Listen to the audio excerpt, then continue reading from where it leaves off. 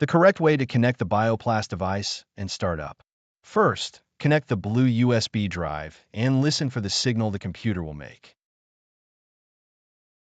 When you connect the USB drive, it emits a sound. Then, connect the USB connection cable.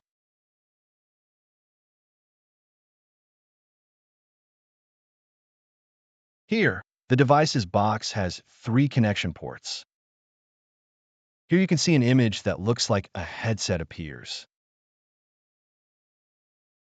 That's where the inductor is connected. That's where the cable connects to the computer. And this is the resonance cup's housing unit. Let's begin the connection. First, we are going to connect. They observe that when connected, the computer emits a signal. The resonance cup is now connected here, and the bioinductor is connected to the medium.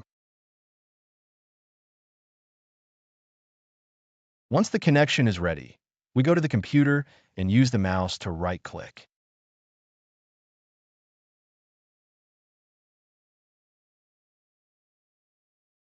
We click on the Run as Administrator function. This is the correct way to launch the software, because sometimes if you just double-click, it may freeze. So to recap, you connect the key or dongle. You connect the communication cable that goes to the box. The bioinducer is connected to the medium, and the cup is connected here. And this is the correct way to connect the bioplasma equipment. And there you can see it starting up. Therefore, in this first video, we are showing the correct way to connect and start the bioplasma software. And to log in, we obviously click Enter. And to create a new record, we'll place it here, which is what we'll show in the upcoming videos. In the next video, I'll show some common errors when connecting the device. For example, if you connect the cable that goes to the bioplasma equipment box. It's actually quite difficult to make a mistake here, because it connects directly to the computer. But a fairly typical mistake happens simply out of habit. It's connecting the bioinductor here instead of connecting it over there. You connect it to the audio output. Be careful with that one. That's a connection error. You have to be very careful with that.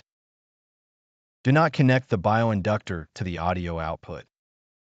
The correct connection is right here. Another common mistake is connecting the bioinductor to the output of the resonance cup. To this part here. This is also a connection error. Therefore, you have to. This is an incorrect way to connect the bioplasma equipment. So, this is a precautionary note. And another thing, do not install the software activation dongle or key.